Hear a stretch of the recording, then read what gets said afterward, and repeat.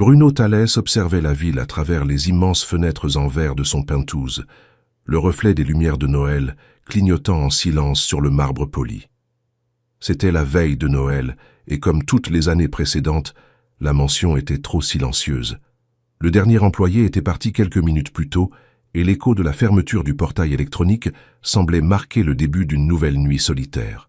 Il se servit un verre de vin rouge, sans grand enthousiasme, et s'assit dans le fauteuil près de la cheminée allumée par télécommande. Les flammes artificielles vacillaient, imitant la chaleur humaine qui manquait là. Au fond, Bruno savait qu'il pourrait être à n'importe quelle fête. Il suffisait d'accepter l'un des dizaines d'invitations qui arrivaient. Mais qu'est-ce que cela signifiait d'être entouré de gens qui ne voyaient en lui que le millionnaire? C'est alors qu'il entendit un léger coup à la porte du bureau. « Avec votre permission, monsieur Thalès. » La voix féminine et douce brisa le silence. Camila da Silva, la nouvelle employée, apparut sur le seuil, encore en uniforme bleu. Elle apportait un plateau avec un verre d'eau et un petit paquet. « J'ai oublié de laisser ça dans la cuisine. C'est un cadeau des employés. » Bruno haussa un sourcil. Un cadeau? La surprise était réelle. Il ne se rappelait pas la dernière fois que quelqu'un lui avait offert quelque chose qui ne soit pas motivé par l'intérêt. « Laissez-le là, Camila. Remerciez les autres. » Elle hésita, et ce geste attira son attention. « Vous allez passer Noël seul ?» demanda-t-elle, d'un ton presque imperceptible. Bruno soutint son regard, irrité et curieux à la fois. Ce n'est qu'une nuit comme les autres, mais Camila sourit, ce sourire contenu qui semblait illuminer la pièce. Aucune nuit de Noël n'est pareille aux autres. Avant qu'il puisse répondre, elle compléta, rougissante. « Si vous voulez, il est encore temps de dîner chez moi. Ce n'est pas luxueux, mais c'est Noël et personne ne devrait passer seul. » Bruno cligna des yeux, surpris par l'audace. « Vous m'invitez à dîner chez vous ?»« Oui, et je promets que vous n'aurez pas à parler affaires. » Il faillit rire. C'était si absurde que pendant un moment cela sembla rafraîchissant. « Merci, mais ce ne serait pas approprié. » Camila se contenta d'acquiescer. « D'accord, mais l'invitation reste ouverte. » Elle posa le paquet sur la table et sortit, laissant un parfum léger dans l'air. Bruno ouvrit le petit paquet par curiosité. À l'intérieur se trouvait une tasse blanche simple, avec la phrase peinte à la main. « Même dans le froid, il y a de la chaleur. » Il resta à la regarder trop longtemps, comme si l'objet avait le pouvoir de défaire des années de solitude accumulées. 2 heures plus tard, le vin était fini, la cheminée éteinte, et la maison semblait plus grande que jamais. Bruno essayait de se convaincre qu'il allait bien, mais la vérité était qu'il y avait quelque chose dans le regard de Camila qui le poursuivait. Finalement, il prit son manteau et ses clés. Il conduisit à travers les rues presque désertes de São Paulo, suivant l'adresse dont il se souvenait d'un rapport RH, Rua das Acacias, 87. La pluie commençait à s'intensifier quand il aperçut une petite maison jaune avec un pied de jasmin fleuri à l'entrée. Il resta là dans la voiture, observant la fenêtre illuminée et la silhouette d'elle se déplaçant dans la cuisine. Il aurait pu partir, et il l'a presque fait, mais quelque chose, peut-être le vide que le vin ne comblerait pas, le fit sortir et sonner à la porte. « Qui est-ce »« C'est moi, Bruno. » Camila apparut à la porte, surprise et un peu confuse. « Vous êtes vraiment venu ?»« On dirait bien. » Il sourit légèrement, le premier sourire vrai depuis longtemps. « Entrez. Vous êtes tout mouillé. » La maison était simple mais accueillante. L'odeur d'ail et d'huile d'olive emplissait l'air, et le petit arbre de Noël scintillait dans le coin du salon. Bruno se sentait déplacé mais curieux. Désolé d'arriver sans prévenir. « Si vous aviez prévenu, j'aurais cru que c'était une blague, » répondit-elle en riant. Camila alla à la cuisine et revint avec une serviette. « Asseyez-vous, s'il vous plaît. J'allais dîner. J'ai fait de la morue, mais je promets que ce n'est pas aussi chic que ceux que vous mangez. » Bruno l'observa se déplacer avec naturel, et quelque chose en lui se détendit. « C'est parfait. Et appelez-moi Bruno. » Elle s'arrêta une seconde, comme si elle testait le nom sur ses lèvres. « D'accord. Bruno. » Le son du mot dans sa voix le fit sourire. Ils s'assirent à la petite table couverte d'une nappe blanche et d'assiettes simples. Camila servit la morue, le riz et 2 verres de vin national. « Ce n'est pas importé, mais c'est honnête. » Bruno leva son verre. « À l'honnêteté, car c'est au nouveau départ. » Pendant le dîner, elle raconta sa vie aux Minas Gerais, sa grand-mère qui l'avait élevée et la pension qu'elles avaient dû vendre après sa mort. Elle parlait avec simplicité et une force tranquille qui l'impressionnait. « Et vous? Vous devez avoir de meilleures histoires. »« Pas vraiment, juste du travail. »« Le travail n'est pas une histoire, c'est une routine. » Bruno rit, surpris par la franchise. « Vous êtes audacieuse. »« Je suis juste sincère. » La conversation coula jusqu'à tard. Quand la pluie devint trop forte, Camilla insista pour qu'il ne conduise pas de retour. « J'ai une chambre d'amis, ce n'est pas grand-chose, mais c'est sec. » Il voulut refuser, mais son regard ne laissait pas de place à l'orgueil. Il finit par accepter. Le lendemain matin, il se réveilla avec l'odeur de café et de rabanadas. Camilla était dans la cuisine, les cheveux attachés, fredonnant quelque chose doucement. Bruno resta arrêté à la porte, l'observant. « Bonjour, bien dormi ?»« Mieux que prévu. » Elle sourit. « Alors le café sera encore meilleur. » Pendant qu'il mangeait, Bruno réalisa à quel point cet environnement petit semblait contenir tout ce qui manquait dans sa mention. Chaleur, rire, vie. « Vous avez des plans pour aujourd'hui ?» demanda-t-elle. « Non. Et vous ?»« Je pensais aller voir l'arbre d'Ibirapuera. J'ai toujours voulu le voir de près. » Il hésita, mais répondit « Je peux venir avec vous ?»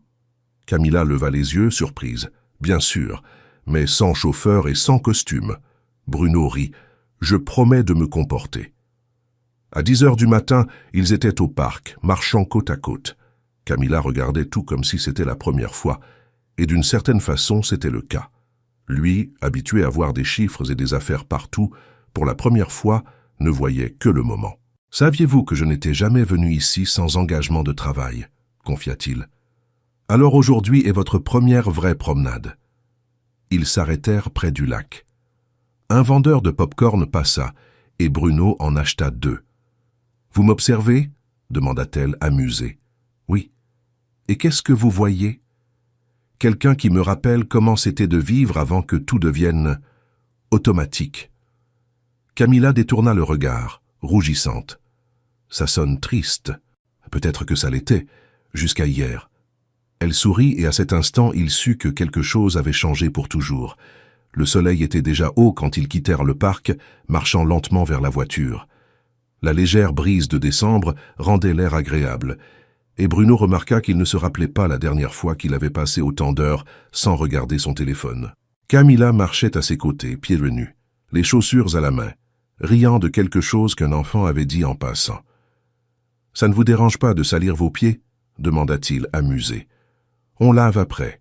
La vie est trop courte pour s'inquiéter de la poussière. » Bruno rit. « Vous avez une réponse à tout. »« Non, juste à ceux qui posent trop de questions. » Il secoua la tête, enchanté par sa légèreté. Cela le désarmait. Pendant des années, il avait vécu entouré de personnes qui pesaient chaque mot avant de lui parler. Camilla, en revanche, semblait guidée seulement par la sincérité. Ils retournèrent à la voiture. Le silence qui s'installa entre eux n'était pas inconfortable. Au contraire, il y avait là une sorte de paix que Bruno n'avait jamais expérimentée. « Vous voulez déjeuner quelque part ?» demanda-t-il, avant de démarrer. « Je peux cuisiner. Il reste de la morue. »« Parfait. » De retour à la maison jaune, Bruno aida à dresser la table. Quelque chose d'impensable dans tout autre contexte. Camilla l'observait avec humour pendant qu'il essayait d'allumer la cuisinière. « Comme ça, vous allez faire exploser la cuisine. Alors apprenez-moi. Seulement si vous promettez de ne pas transformer ça en réunion. » Bruno leva les mains en reddition. « Promis. » Pendant qu'elle préparait le déjeuner, il regardait autour de lui. Chaque détail de la maison avait une histoire. Les tableaux peints à la main, les rideaux simples, les photos anciennes encadrées avec soin. C'était l'opposé absolu de la froideur contrôlée de sa mention. « Ces photos sont de votre grand-mère ?»« Oui. Elle était têtue, mais la meilleure personne que j'ai connue. Et qu'est-ce qu'elle dirait si elle savait que vous avez invité votre patron à dîner à Noël ?» Camilla sourit. Elle dirait que j'ai enfin fait quelque chose qui vaut la peine. Bruno rit. Je pense que je l'aurais aimée. Tout le monde l'aimait, surtout parce qu'elle faisait de meilleures rabanadas que les miennes. Impossible. Ne dites pas ça sans en goûter encore. Le déjeuner fut léger, plein de rire. À un moment, Bruno réalisa qu'il n'avait pas regardé l'heure depuis des heures. Le temps semblait avoir ralenti dans cette maison. Quand il finit d'aider à laver la vaisselle, il resta arrêté à la fenêtre, observant le petit jardin. « Vous avez déjà pensé à retourner aux Minas ?» demanda-t-il. « Parfois, mais là-bas tout me rappelle ce que j'ai perdu.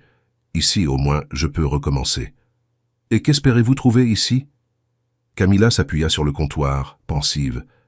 Peut-être une raison de rester. Bruno se tourna lentement et leurs regards se rencontrèrent. Pendant une seconde, le monde entier sembla suspendu. Puis le son du téléphone le fit revenir à la réalité. C'était Gustavo, l'associé et ami de longue date. « Bruno, où es-tu passé? Les Arabes veulent une réunion urgente. »« Aujourd'hui, non. »« Comment ça, non? C'est un contrat de 20 millions. Ça peut attendre demain. » Silence. Puis la voix incrédule de l'ami. « Tu vas bien ?»« Pour la première fois depuis longtemps, oui. » Quand il raccrocha, il trouva Camilla souriante. Reporter une affaire de millions au milieu du déjeuner, c'est nouveau. C'est que, pour la première fois, je suis dans une affaire plus importante. Ah oui? Et laquelle? Celle de la vie réelle. Camilla rit, secouant la tête. Vous êtes doué avec les mots. Seulement quand je veux convaincre quelqu'un de rester un peu plus. Elle détourna le regard, et un léger rouge monta à ses joues. Attention, Bruno, les gens pourraient en vous croire. Et si c'est pour croire? Avant que la conversation puisse avancer, le ciel s'assombrit soudainement. Une forte pluie commença à tomber, tambourinant sur le toit. Camilla courut ramasser le linge sur la corde, et Bruno, sans réfléchir, la suivit. Tous deux rirent quand le vent les trempa complètement. « Maintenant, c'est fichu !» cria-t-elle, trempée, avec des mèches collées au visage. « Alors, profitez !» Il la fit tourner soudainement, riant, et pendant un instant, tout ce qui existait était le son de la pluie et la joie spontanée du moment. Quand ils rentrèrent, essoufflés et mouillés, Camilla prit des serviettes et des vêtements secs. « Vous allez attraper un rhume. » Ça valait la peine. Pendant qu'elle changeait de vêtements dans la chambre d'à côté, Bruno se regarda dans le miroir du couloir. Il ne voyait pas ce sourire sur son visage depuis sa jeunesse. Plus tard, quand le temps se calma, ils s'assirent sur le canapé avec du café et du gâteau de Fuba. La conversation devint plus intime. « Pourquoi ne vous êtes-vous jamais marié ?» demanda-t-elle sans détour. « Parce que je n'ai jamais trouvé quelqu'un qui voit Bruno avant de voir le millionnaire. » Camilla le regarda longuement. « Peut-être parce que vous vous cachez derrière lui. » Il resta silencieux. Personne ne lui avait jamais dit quelque chose d'aussi direct et vrai. « Et vous ?» répondit-il. « Jamais tombée amoureuse ?»« Une fois, mais il a préféré quelqu'un avec plus d'avenir. » Idiot. Elle rit.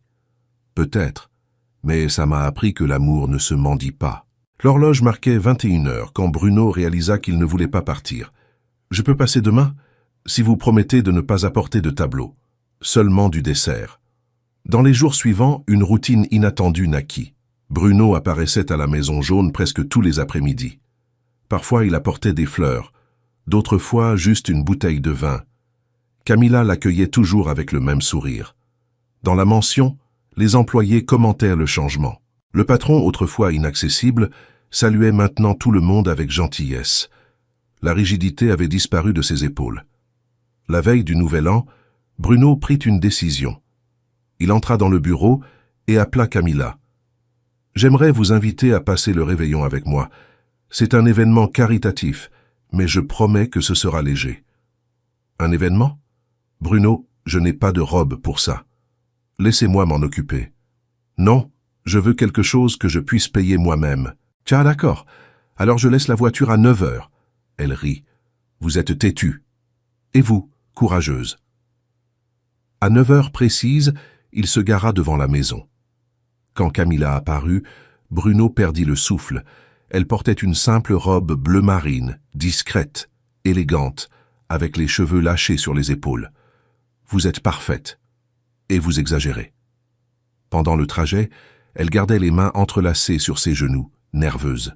« Ces fêtes ne sont pas mon monde. Faire, ce ne sont plus le mien non plus. » À leur arrivée, les flashs et les salutations commencèrent immédiatement. Bruno prit sa main, ferme. « Détendez-vous, nous sommes juste parmi des gens. » Mais Camilla remarqua les regards, murmures, curiosité, jugement. Pourtant, elle garda le sourire. L'une des invitées, Régina Avelard, s'approcha. « Bruno, chéri, quelle belle compagnie. Régina, voici Camilla. Enchantée, ma chère. Vous êtes d'une famille connue ?» Camilla répondit avec sérénité. « Je suis de Tiradentes, famille simple mais honnête. » Régina haussa les sourcils, déconcertée. Bruno intervint avant que le silence ne devienne gênant. « Camilla travaille avec moi et est l'une des personnes les plus compétentes que je connaisse. »« Ah, bien sûr, » murmura Régina et s'éloigna. Camilla soupira. « Je pense que je viens de causer un scandale. Vous venez de me rendre fier. » La nuit se poursuivit avec des danses et des conversations superficielles. Au milieu de la musique et des lumières, Bruno ne voyait que Camilla. Quand elle riait, toute la salle semblait plus vivante. Peu avant minuit, ils emportèrent 2 coupes de champagne sur la terrasse. La ville brillait en dessous, des milliers de feux d'artifice prêts à exploser. « Vous regrettez d'être venu ?» demanda-t-il. « Non, mais c'est drôle de voir à quel point le luxe peut être vide. » « Oui, j'ai vécu si longtemps entouré de ça que j'ai oublié ce que c'est de ressentir. Et maintenant vous ressentez. » Bruno se tourna, rencontrant son regard. « Plus que je ne devrais. Alors attention. Le cœur est l'investissement le plus risqué. C'est le seul qui vaille la peine. » Les premiers feux illuminèrent le ciel. Bruno prit son courage. « Camilla, je veux vous dire quelque chose avant que l'année ne change. Dites. Vous avez changé la façon dont je vois tout. La solitude, le travail, jusqu'à moi-même. Et si c'est une erreur, c'est la plus belle que j'ai commise. » Camilla ne répondit pas. Elle posa simplement sa coupe sur le parapet et l'embrassa. Ce fut un baiser calme, intense, plein de promesses silencieuses. Quand ils s'écartèrent, elle murmura « Bonne année, Bruno. Bonne nouvelle vie, Camilla. » Cette nuit-là, entre feux d'artifice et sourires, il réalisa qu'il n'était plus l'homme qui avait commencé ce Noël. Et elle, la femme qui n'avait offert qu'un dîner, lui avait montré le chemin du retour à la maison. Pas une maison de béton et de luxe, mais le foyer que l'on construit quand 2 cœurs se rencontrent enfin.